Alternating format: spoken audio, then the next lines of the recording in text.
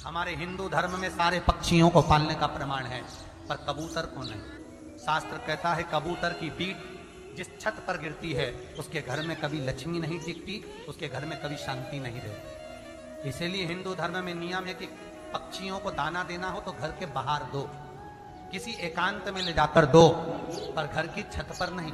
घर की छत पर कबूतर बैठेगा तो उसकी बीट गिरेगी, बीट गिरेगी तो घर में बीमारी रहेगी, लक्ष्मी की कमी रहेगी और अशांति रहेगी।